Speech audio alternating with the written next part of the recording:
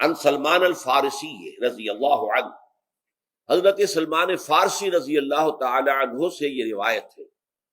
حضرت سلمان آپ کو معلوم ہے کہ ایران میں پیدا ہوئے، اور ان کے والد جو ہیں وہ آتش کدے کے بڑے ذمہ دار آدمی تھے، لیکن ان کو نفرت پیدا ہوئی کہ یہ آگ ہم خود جلاتے ہیں، ایندھن اس میں نہ ڈالیں تو بجھ جاتی ہے، ہم کیسے اس کے سامنے ہاتھ جوڑ کر کھڑے ہو جائیں اور اس سے دعائیں مانگیں۔ بہرحال اس بنا پر جو بھی چپکرش ہوئی، تو جیسے حضرت ابراہیم علیہ السلام کو ان کے والد نے گھر سے نکال دیا تھا، انہیں بھی گھر سے نکلنا پڑا۔ جیسے حضرت ابراہیم نے پھر ہجرت کی تھی اور وہ عراق سے جو ہے شام کی طرف منتقل ہوئے تھے، تو یہ ایران سے شام کی طرف منتقل ہوئے، وہاں جا کر انہوں نے عیسائیت کا مذہب اختیار کیا، راہبوں کے پاس رہے۔ آخری راہب جس کے پاس تھے زیر تربیت اور تعلیم تھے، تو جب اس کے انتقال کا وقت آیا تو انہوں نے کہا کہ مجھے تو ابھی تشفی نہیں ہوئی پورے طور سے، آپ نے بہت کچھ سکھایا ہے، بہت کچھ سمجھایا ہے، اور میں نے آپ سے بہت کچھ فیض حاصل کیا ہے، لیکن ابھی تو مجھے تشفی نہیں ہوئی، اب آپ کا انتقال ہو رہا ہے، میں آپ کے بعد کس کے پاس جاؤں؟ تب اس نے کہا کہ میرا علم مجھے بتاتا ہے کہ نبی آخر الزمان کا ظہور اب قریب ہے، اور وہ جنوب میں کھجوروں کی سرزمین میں ہوگا، تو تم جاؤ، ٹرائی یور لک، جاؤ دیکھو شاید قسمت تمہیں ان کے قدموں میں پہنچا دے۔ وہ وہاں سے روانہ ہوئے ایک قافلے کے ساتھ، قافلے پر ڈاکوؤں نے حملہ کیا، انہیں پکڑ کر غلام بنا لیا، غلام بنا کر بیچ دیا، لیکن یہ دیکھیے قسمت ان کی کہ مدینے کے یہودی نے خرید لیا، اب مدینے پہنچ گئے۔ اب وہاں خبریں انہیں مل رہی ہیں کہ مکے میں کسی صاحب نے دعویٰ کیا ہے نبوت کا، لیکن ان کے پاؤں میں تو غلامی کی بیڑیاں، یہ مکے تو نہیں جا سکتے۔ تو میں کہا کرتا ہوں کہ یہ اس شخص کی قسمت ہے کہ جیسے ہم کہتے ہیں کہ پیاسا کنویں کے پاس جایا کرتا ہے، کنواں تو پیاسے کے پاس نہیں آتا، لیکن یہاں کیا ہوا، کنواں چل کر پیاسے کے پاس پہنچا ہے۔ محمد الرسول اللہ صلی اللہ علیہ وسلم ہجرت فرما کر مدینے تشریف لے آئے۔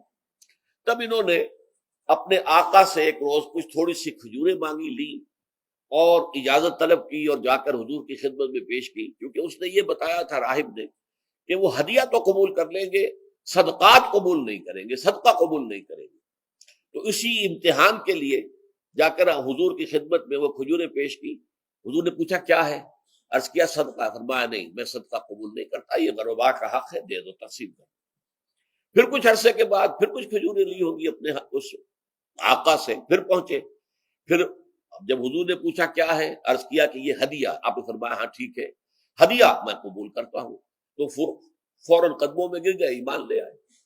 اور ان کا معاملہ جو ہے یہ بھی جان لیجئے کہ یہ فقراء صحابہ میں سے تھے جو کوئی کام نہیں کرتے تھے، ہمہ وقت حضور کے ساتھ رہنا، اور اس اعتبار سے حضور نے ان کے بارے میں یہ بھی کہا ہے کہ سلمان و منا من اہل البیت، سلمان جو ہے وہ ہمارے اہل بیت میں شامل ہے رضی اللہ تعالی عنہ۔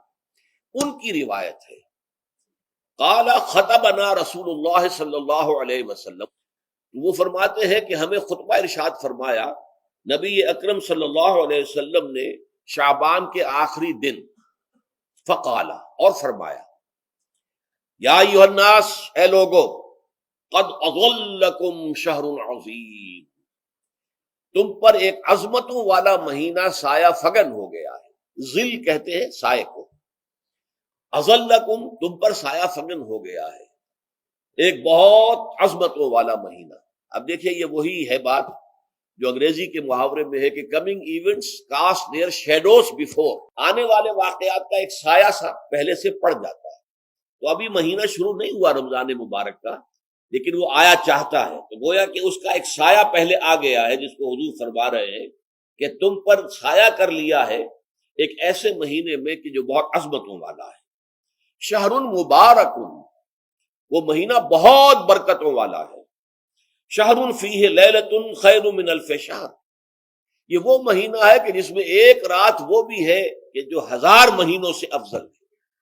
اور یہ ظاہر بات ہے قرآن مجید کی صورت ہے مکمل، انا انزلناہ فی لیلۃ القدر وما ادراک ما لیلۃ القدر لیلۃ القدر خیر من الف شہر، اس کی طرف اشارہ ہے۔ اب اس کے بعد جو جملہ ہے جعل اللہ صیامہ فریضۃ، اللہ نے اس مہینے کا روزہ رکھنا فرض قرار دے دیا ہے۔ وقیام لیلہ، ایک تو قیام اللیل کے لفظ پر غور کیجیے، اور اس کی راتوں کے دوران کھڑے رہنے کو تطوعاً، آزاد مرضی پر چھوڑ دیا ہے۔ تو گویا کہ اس رمضان مبارک کے دو پروگرام ہیں، ایک پروگرام دن سے متعلق ہے وہ ہے روزہ، اور ایک قیام رات سے متعلق ہے اور وہ ہے قیام اللیل۔ دن کا پروگرام فرض ہے، رات کا پروگرام فرض نہیں ہے، لیکن ایک طرح کی تشویق اور ترغیب، اس کے لیے جو ہے تحریص یہ موجود ہے۔ ورنہ تو یہ ہے کہ ہر رات جو ہے اس میں تہجد آپ پڑھیں، رات کو کھڑے رہے، وہ اللہ تعالیٰ کو بہت پسندیدہ ہے۔ تہجد حضور کے لیے تو فرض کے درجے میں رہی ہے، لیکن عام مسلمانوں پر فرض نہیں ہے۔ البتہ جو کوئی کر سکے ان کے لیے یقیناً بہت اعلیٰ مراتب ہے، بہت اونچے درجات ہیں، وہ تو کسی بھی شب پورے سال آپ کریں، لیکن اس کے لیے خاص طور پر چونکہ اہتمام کیا گیا، لہذا جعلہ کا جو فعل ہے اس کے مفعول میں جہاں یہ شامل ہے، نمبر ایک جعل اللہ صیامہ فریضۃ، روزہ رکھنا فرض قرار دے دیا، اور اس کی راتوں کو کھڑے رہنا یہ تمہاری مرضی پر چھوڑ دیا، اسے فرض نہیں کیا۔ بس اس تمہید کے بعد اب میں شروع کروں گا استقبال رمضان کے ضمن میں روزے کی حکمتیں کیا ہیں، اس کے احکام کیا ہیں۔ نمبر ایک، شریعت محمدی میں روزے کی تدریجی فرضیت، یہ جو تمہیدی مضمون ہے اس ضمن میں وہ بہت اہم ہے۔ پہلی بات یہ جان لیجئے کہ اہل عرب جو ہے، قریش بھی، اہل مکہ اور قریش کے تابع بقیہ تمام بنی اسماعیل بھی، اور ان کے تابع جو بھی عرب میں دوسرے قبیلوں کے لوگ تھے کہ جو عربی تھے اور مشرک تھے، وہ سب اس کے اندر مراد ہیں۔ تو فرمایا گیا کہ ان لوگوں میں روزے کی عبادت معروف نہیں تھی۔ یا تو یہ ہے کہ حضرت ابراہیم علیہ السلام کے زمانے میں روزے کی عبادت تھی ہی نہیں، کیونکہ یہ لوگ اپنے قول کے مطابق ملت ابراہیم پر تھے، لیکن یہ ہے کہ بہرحال روزے کی عبادت سے ناآشنا تھے۔ کیا وجہ ہے یہ ہم نہیں جانتے۔ آپ کو معلوم ہے نماز سے وہ واقف تھے، اگرچہ اس کا حلیہ انہوں نے بگاڑ دیا تھا، تالیاں بجاتے تھے، سیٹیاں بجاتے تھے یہ، لیکن نماز کہتے تھے اسے نماز۔ طواف سے وہ واقف تھے، اگرچہ اس کے ضمن میں اتنی گھناؤنی حرکت بھی کی تھی کہ مرد اور عورتیں وہ بالکل برہنہ ہو کر طواف کرتے تھے، تو اسے بہت فضیلت والی بات سمجھتے تھے، بہت خدا رسیدگی کی بات سمجھتے تھے کہ کامل برہنہ ہو کر طواف کیا جائے، لیکن بہرحال طواف تھا۔ اسی طرح قیام عرفہ، قیام منی یہ بھی موجود تھے۔ تو حج کے بھی بہت سے ارکان جو ہیں وہ ان کے ہاں معروف تھے، اور ویسے خیرات و صدقات، چاہے زکوٰۃ ایک خاص نظام کے تحت نہیں تھی، لیکن زکوٰۃ و صدقات، بھوکوں کو کھانا کھلانا، یہ ان کے ہاں اعلیٰ اقدار میں یہ چیزیں شامل تھیں، اخلاقیات کے اونچے مقامات میں۔ کہ صوم کا ان کے ہاں قطعاً کوئی ذکر نہیں تھا، روزے کی عبادت جو ہے ان کے ہاں بالکل نہیں تھی۔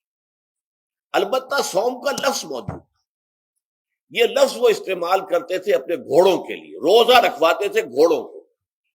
اس کا پس منظر یہ ہے کہ ان کے ہاں آپ کو معلوم ہے کہ لڑائی، دنگا فساد، جنگ، اور یہ کہ غارت گری کرنا، لوٹ مار کرنا، یہ تمام ان عرب قبائل کا پیشہ تھا، اصل پیشہ یہی تھا۔ اس میں ان کے پاس دو جانور تھے، ایک تو اونٹ۔ اونٹ جو ہے وہ ان کی جو باب و ہوا ہے اور ان کے جو حالات ہیں اس کے ساتھ پوری مطابقت رکھتا ہے، یعنی اسے کئی دن کھانے کو نہ ملے اسے پرواہ نہیں، ہفتہ بھر پانی نہ ملے اسے کوئی پرواہ نہیں۔ اس اعتبار سے دھوپ کی کتنی ہی جو ہے تپش ہو، اونٹ کو کچھ نہیں کہتی، لیکن یہ کہ وہ سست رفتار جانور ہے۔ لڑائی کے لیے، جنگ کے لیے، خاص طور پر غارت گری جہاں کرنی ہو، جہاں جا کر گویا کہ ڈاکہ مارنا، پھر دوڑنا ہے، بھاگنا ہے، واپس جانا ہے، تو انہیں گھوڑے کی ضرورت ہوتی تھی جو سریع الرفتار ہے، لیکن گھوڑے میں یہ اوصاف نہیں تھے۔ وہ بھوک کو برداشت نہیں کر سکتا، مزمحل ہو جائے گا، وہ پیاس کو برداشت نہیں کر سکتا، مزمحل ہو جائے گا، وہ دھوپ کو برداشت نہیں کر سکتا، مزمحل ہو جائے گا، اور اگر یہ گھوڑا مزمحل ہو جائے تو سوار کا کیا حشر ہوگا، وہ آپ اسے اندازہ کر لیجئے کہ اصل میں تو پھر ہلاکت سوار کی ہوگی۔ اس لیے وہ اسے تیار کرتے تھے جنگ کی صعوبتوں کو برداشت کرنے کے لیے۔ اس کا دانہ پانی بند کر دیا، اور اس کا منہ جو ہے وہ عرب بدو جو ہوتا تھا خود تو اپنا چہرہ اور سر لپیٹ لیتا تھا کپڑے کے اندر، جب وہ چلتی تھی ان کے ہاں باد سموم، تیز آگ جیسی ہوا جو ہے جس کے اندر ریت کے ذرات بھی ایسے ہوتے تھے گویا کہ کسی بھاڑ کی جو ہے اس کے اندر کی ریت جو ہے وہ چلی آ رہی ہے، تو گھوڑے کا رخ ادھر کر کے کھڑے کر دیتے تھے اس کو، خود اپنے منہ پر ڈاٹا باٹا باندھا ہوا اپنی حفاظت کے لیے، تاکہ اس کے اندر دھوپ کی سختی برداشت کرنے کی عادت پیدا ہو۔ پیاس کی برداشت کرنے کی عادت پیدا ہو جائے، بھوک کو برداشت کرنے کی، اس کو کہتے تھے صوم۔ صوم کے لفظی معنی رک جانا۔ اب یہ کھانے پینے سے رکا ہوا ہے، اور یہ دھوپ کی سختیاں برداشت کرنے کے لیے دھوپ کے اندر، اور وہ جو آتی تھی وہاں پہ باد سموم، اس کے اندر بھی اس کا سامنا کرنے کے لیے تیار ہے۔ تو یہ پس منظر ہے روزے کا لغوی اعتبار سے، اور یہ کہ اہل عرب جو ہے پرانے وہ اس عبادت سے ناواقف تھے، لہٰذا ہمیں پورے مکی قرآن میں اس کا کہیں ذکر نہیں ملتا۔ البتہ مدینے میں جب حضور تشریف لائے اور صحابہ کرام ہجرت کے بعد، تو یہاں آپ نے دیکھا کہ یہودی جو ہے وہ روزہ رکھتے ہیں یوم عاشورہ کا، 10 محرم کا۔ تو حضور نے دریافت کیا کہ یہ تم 10 محرم کو روزہ کیوں رکھتے ہو؟ تو انہوں نے کہا کہ یہ دن ہماری نجات کا دن ہے۔ 10 محرم کو اللہ تعالیٰ نے فرعون کو غرق کیا تھا اور ہمیں نجات دی تھی اس کے ظلم و ستم سے، تو شکرانے کے طور پر ہم روزہ رکھتے ہیں۔ تو حضور نے فرمایا کہ موسیٰ کے تو پھر ہم تم سے زیادہ حقدار ہیں، ہم موسیٰ کو مانتے ہیں علیہ الصلوۃ والسلام، ان کی عزت کرتے ہیں، قدر کرتے ہیں، تو ہم بھی روزہ رکھیں گے۔ تو آپ نے صحابہ کو حکم دیا کہ عاشورہ کا روزہ رکھا جائے۔ پھر کچھ عرصے کے بعد اللہ تعالیٰ کی طرف سے حکم آ گیا، اور یہ حکم جو ہے اس رکوع کی پہلی آیت کے اندر ہے، یا ایھا الذین آمنوا کتب علیکم الصیام کما کتب علی الذین من قبلکم لعلکم تتقون۔ لیکن جیسا کہ میں بعد میں بتاؤں گا، یہ حکم صوم رمضان کا نہیں ہے، بلکہ یہ کہ اللہ کے حکم سے پہلے 3 دن کے روزے فرض کیے گئے۔ ہر مہینے کی 13ویں، 14ویں اور 15ویں تاریخ کو روزہ رکھو۔ اس میں بڑی حکمت تھی، کیونکہ یہ عرب عادی نہیں تھے روزے کے، تو انہیں تدریجاً خو کر کرنا تھا۔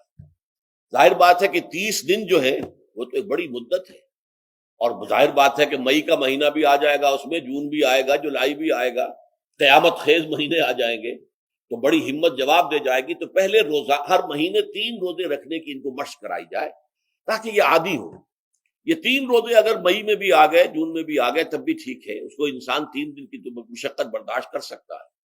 تو پہلے یہ کیا گیا، لیکن اس کے ضمن میں یہ حکم دے دیا گیا، اس کو کہتے ہیں وجوب علی التخییر، یہ اختیار دے دیا گیا کہ یہ 3 روزے تم پر واجب کیے جا رہے ہیں، لیکن یہ کہ اگر تم یہ روزے نہ رکھو تو تم فدیہ دے سکتے ہو، 1 مسکین کو کھانا کھلانا صبح و شام۔ یہ ہے وجوب علی التخییر۔ دوسری رعایت یہ دی گئی کہ اگر کوئی شخص ان 3 تاریخوں میں بیمار ہو یا سفر پر ہو تو وہ تعداد دوسرے دنوں میں پوری کر لے۔ یہ ہے گویا کہ سب سے پہلا حکم جو دیا گیا ہے